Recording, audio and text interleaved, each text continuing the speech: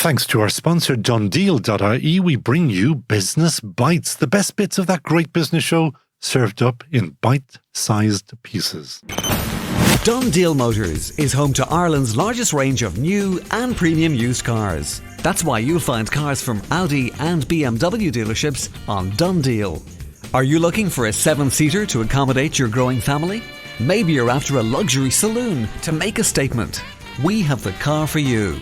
You'll also find Ireland's largest range of electric cars to help you make the switch. Visit DoneDeal.ie today to start the search for your next car. From episode 142, Anthony Tattan of Business in South Africa explains how to get hold of great talent to grow your business internationally. That great business show. We are the podcast of opportunities, and this week we're looking to South Africa. With near full employment in the Irish market, I'm hearing of many Irish businesses who are looking at cities like Cape Town and Durban to find talent in sectors like IT and accountancy to keep their Irish and international businesses growing. Being English speaking is one of the great attractions.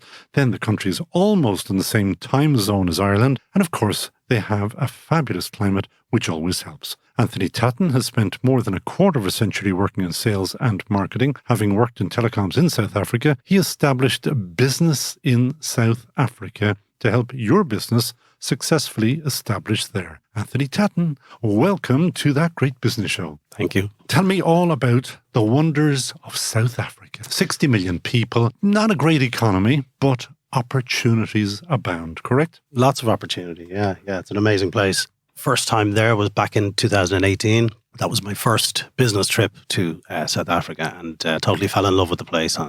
Day one, you're flying in, and around you, just these amazing mountains, and what a great country, the scenery, the whole lot. But it's just a fantastic place. Did you want to see the TV series I'm a Celebrity, Get Me Out of Here from South Africa? I'm aware of it, but I didn't watch it. Well, I did, and you know what? It undersold what is one of the most beautiful countries in the world. You think so, yeah? It is stunning. Yeah. And if you happen to have a business down there, well, of course, you'd have to be in a stunning country. Absolutely. Yeah. What kind of country, what kind of businesses should be talking to you with a view to setting up business down there? Very, very much so. Anybody in the tech, software, IT, also professional services, accounting. Yeah, for sure. Anybody that can work remotely since the COVID experience, companies have started to adopt the remote working on an international scale. So with South Africa having a plus 1 hour time difference, it really makes sense. So if anything, those tech support, customer service guys can be online even an hour before their Irish colleagues. So what are the attractions in terms of financials, as in it is a very good value place to be doing business, isn't it? Yeah, everything's roughly half the price of what it is here. So the dream ticket, I suppose, for an Irish company is employing the staff locally in South Africa as opposed to bringing them here. Once you bring them here, you're going to have to pay them the going rate in euros. So that, I suppose, was the driving force, the vision, if you like, or the seed was sown for me when we were down there in 2019, trying to set up a business, sister company for a company that I worked for previously for the last 10 years. And the challenges of recruiting and setting up bank accounts and setting up the legal documentation around a company formation and all that kind of stuff from here is quite difficult. But the obvious opportunities of actually having staff, there's an abundance of staff available down there, as you said yourself, 60 million and a lot of unemployed, highly educated people as well. So that was where the idea came from last year. Previously, I was involved with a friend of ours, Frank Gormley, and the guys in Biza, and I worked quite closely with all the guys. And that's a great network for Irish businesses who are already in South Africa. And particularly Cape Town, isn't that right? Particularly Cape Town. Yeah. Again, Frank and the team in Cape Town are they're a force to be reckoned with, and they're doing great things. What I saw here in Ireland was not even a missed opportunity, but a gap. So from our experience, my previous company, if there was a company here in Ireland that could have done the legwork for us, we would have happily paid them to do so, to do the company formation, to do the screening of the staff and shortlist them all down for us. Find us serviced offices to use as a kind of a PO box or whatever the case may be. So that's where business in South Africa came from. That's where the concept spun out of. And that's the service that we offer is that we can do the company formation. We charge a small consultancy fee and we pass on all the costs from the local service providers in South Africa. But every country has its issues, its problems, or Yes. whatever in business. So it can't be just pure plain sailing in South Africa. What are the issues? the big issue down there for them at the moment, apart from the exchange rate, which is very favourable for Ireland at the moment. And that is good for anybody going in because you can either buy or rent premises Absolutely. at very, very attractive rates. Roughly speaking, per square metre, square foot, any ideas as to... No, not off the top of my head, but and it changes location to location. So you'd get far better rates in Durban, for example, than you would in the business district in Cape Town. But it's because it's value and availability, but it's still all good and it's cheaper than here. Very much so. Okay, so what are the other problems that you'd face down there? I'm sure everybody's aware of the power issue. Maybe not, actually. I am, because I know a lot of people down there. But to explain what's going on there. They have an experience called load shedding that happens every day, and it goes up and down, that they have a shortage of power from their power stations and their plants and whatever. So the local grid has a shortage. So they basically turn it off in different districts and different regions for it could be a 2-hour period. Well, that is not great. For example, if you're in the IT business and your IT goes down for 2 hours. This has been going on for, years, and any company worth its salt has already put in place generators. So they have their workarounds.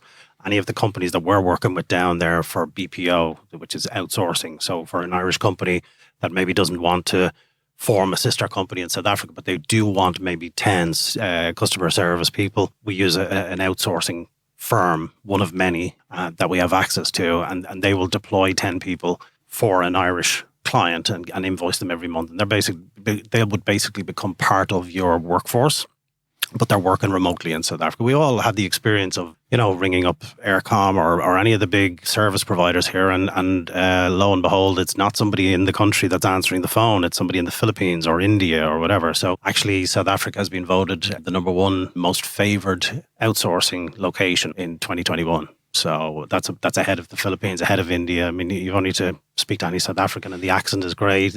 English is their first language. They're well educated. So any of those big BPO companies, any of those outsourcing firms, any tech company worth its salt will have their own generations and their generators and their backups and everything in place. So, and what about the companies, businesses going into South Africa? Any obstacles? Do they want us there? Do we get visas? What are taxes? What are the other charges? Yeah, look, it's not dissimilar to what it is here. All the rates are much similar enough to what they are here, and things change. But do they want us there? Absolutely. I mean, we're going to create employment, and they have a huge unemployment rate, so that's a no-brainer. And I did have the South African ambassador on the podcast previously, and she was very keen for us to go down there. Yes. But I'm getting it now from this side that you are actually establishing companies down there for Irish companies. Absolutely. Well, we work very closely with Ambassador Maya and her team at the embassy, and she's got great energy and enthusiasm. And lovely lady. Yes, yeah. We actually had an event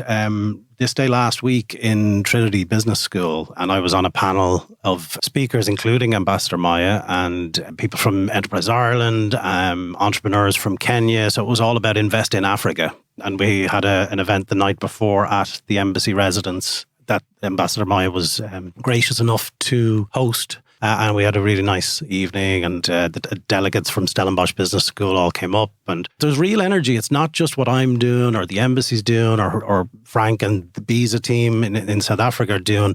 We're all part of the same team, all trying to drive business opportunities, investment and recruitment in South Africa, not just here in Ireland, but actually down there. So yes, it's easy to bring highly educated, degree level employees up from South Africa and employ them here.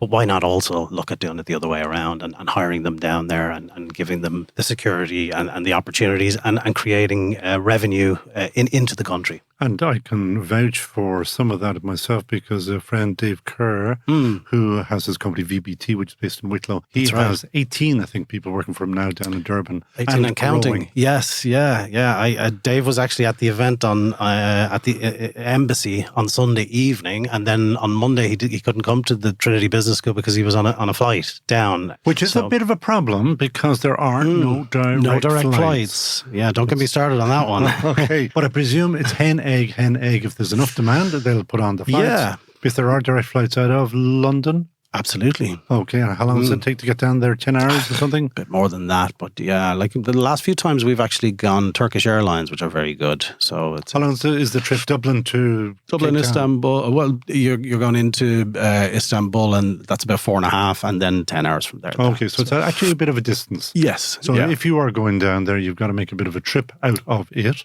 Yeah, look, you're not going to go for a weekend unless you're an avid Munster rugby supporter.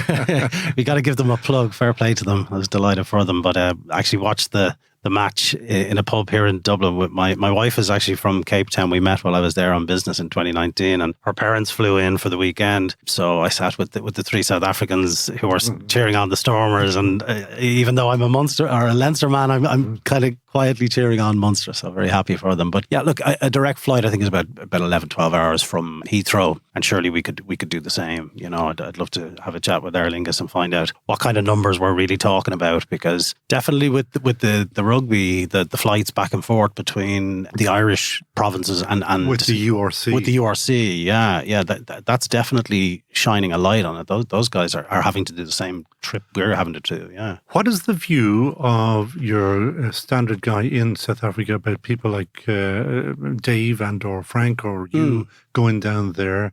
Are they welcoming you with open arms? Very much so.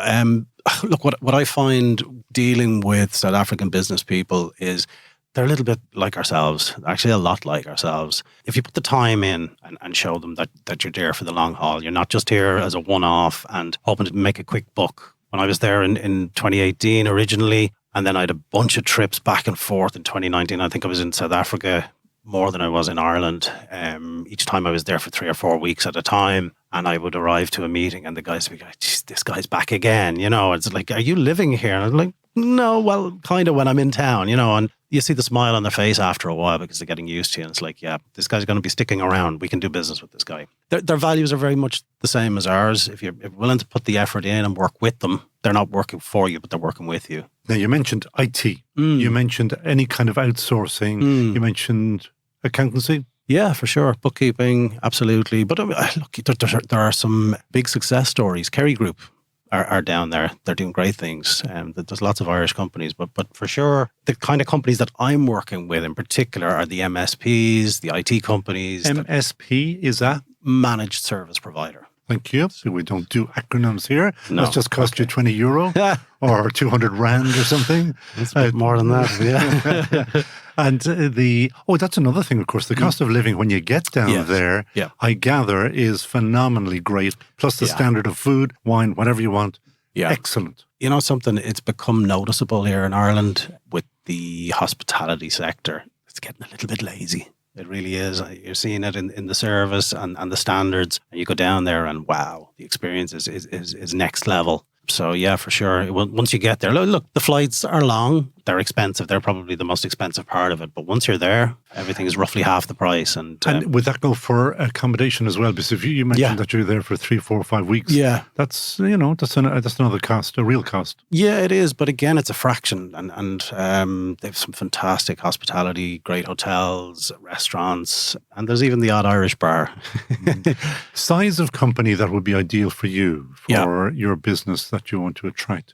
Like I mentioned Dave Kerr there. I think he started off with just a handful of fellas, first of all. Yeah, well, Dave's up to about 50 staff here in Ireland. I know Dave well. We're both in Greystones. We both live in Greystones. And Dave would have been one of my agents for the services that I did previously. And he dipped the toe in the water and had a great experience. And he's now, that's a real litmus test, if you think about it, that his Irish customers, he's an IT company, the buck stops with him if standards drop. And so the second line, front line guys dealing with the tech support tickets, you log a ticket, you've got a problem, and those guys are answering those tickets, and Dave is very happy, and that's why he's up to 18 and I think looking to get up to around 40 staff in Durban in the next 12 to 18 months. So that's That's a signal of what's going on, yeah. Now, you did mention that your wife is from Cape Town, so I'm going to ask you a very difficult question. Oh. Of all of your children, i.e., which of the cities in South Africa, which one would you recommend, or which ones would you recommend people to head for? Dave Kerr is in Durban. Frank Gormley is in Cape Town. Yeah. Where would you go? Yeah, for sure. Look, my heart is Cape Town, but that's where, we originally set up. It's where base camp was for me. And when I'm there, it's like, you're walking through the waterfront area. It's like walking through, Grafton Street. You feel like you're in your own city. But that's me. I know Dave, his major soft spot is Durban. A lot of businesses in Joburg. Joburg is the biggest business district. So if you're going down there and you want to really make an impact, and provided you've got a bit of a marketing budget behind you, then yeah. Why the marketing budget? Just because it's a bigger space. It's... you're throwing the same size stone into a much bigger lake. But is that when you are trying to sell your goods or services into South Africa? Because again, the people that I'm talking to are using South Africa as a base to basically to hire skilled workers, and then ship knowledge back here or worldwide. Are you thinking of selling within South Africa? Most of the companies that I talk to, their initial focus is, we need staff. We can't get them here. And if you think, for me, knowing the tech sector the way I do, having worked in a tech sales, software sales, IT, cloud for 15, 20 years now in total, the biggest problem we've had in Ireland has been staffing. We would have seen 15 years ago, Eastern Europe was a massive resource for us. A lot of the guys that came in from Poland, Romania, Lithuania, Latvia, all these guys, Moldova, they were all skilled IT guys with third level degrees, Microsoft, Cisco qualifications, and they came into Ireland and we sourced them, paid the recruitment agency fees and brought them to Ireland. And yeah, you had to deal with the language gap, but the skills were there. That's now dried up, because all the Irish companies and indeed the UK companies are dipping into that market and it's dried up. So naturally, we're looking further afield. And if you look at the large enterprises and what they're doing with their call centers, it's the Philippines, it's India, and now also South Africa. And Amazon have gone in as well. And that's an indication. And Google and all these guys are going in there, and that's the answer. Well, I will come to our final question in a second, but you better give, since you're kind enough to come in, not quite all the way from Cape Town, but from Blackrock in Dublin, where you're based, you better give a shout out about business in South Africa, where they will find you, what you actually do, what you can do for people. That'll be your ad. We'll call it an ad. An ad. And I'll send you an invoice. I'm sure you will. So businessinSouthAfrica.ie, that's the easiest place. BusinessinSouthAfrica.ie, and Anthony at businessinSouthAfrica.ie. Just drop me an email and let's have a chat. What we can do is sit down initially and do a bit of a discovery. What are you looking to do? What's driving is it just a curiosity or is there an actual firm requirement? Have you kind of specced it out and thought about it? And then if it's just a case of wanting some staff and a dip the toe in the water, like what Dave Kerr did, let's get you a couple of staff that are managed fully by an outsourced company in South Africa. And you just get your invoice every month and they can become part of your team, working remotely, but you're just getting an invoice. And after 6 months, if that's going well and you think, okay, let's do the company formation because it's got other benefits, then we can do that. We've got the lawyers, we've got the accountants, we've got the serviced offices, we've got the recruitment agencies, we've got all of that ready and waiting. And we just charge a small consultancy fee for doing the legwork. As I say, if that type of a service existed for me, from my previous business in 2019, when we were trying to do all that, would have saved us so much time. We got a lot of support from Enterprise Ireland, but again, that piece was missing. So that's what we do. We can help you get the staff quickly and easily just using a resource company. Or if you want to go the whole hog, if you've done your homework and you want to do the company formation, then we have the solicitors and the accountants, everybody ready. And we can do a quick turnaround, get your company formed and then turn on the recruitment. I did say Anthony worked in sales for 25 years. Final question we ask everybody, who would Anthony Tattan hire in a heartbeat? Yeah, this one had me thinking about it deeply. On one hand, I think myself 10 years ago with all that energy and drive. But I think, look, we touched on direct flights and Michael O'Leary. You can't look beyond his business acumen and his straight talking, which ruffles a few feathers, but you got to admire it. So him on one hand, yeah, for sure. I think that would be what I'd be looking for in terms of a hire. But also, again, touching on the airlines, there's a lady, she's the CEO, Lynn Embleton at Aer Lingus, and she's the first female CEO in there. So in terms of a hire, Michael O'Leary, in terms of a conversation, I'd love to get the two of them in a room and have a chat with them about those direct flights, and let's see what we could do. Yeah. Well, maybe Lynn might come and work with you as well. Maybe. That'd be a nice boardroom now to have those two sitting. It would, wouldn't it? You'd love to be a fly on the wall. I have never, and I have not met with Lynn Embleton yet. There's an open invitation to her should she want to come on to the podcast. I would love to meet with her. And yeah, that's cool.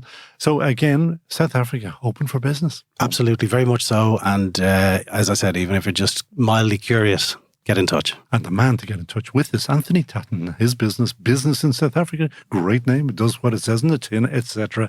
Anthony, thank you so much for joining us on That Great Business Show.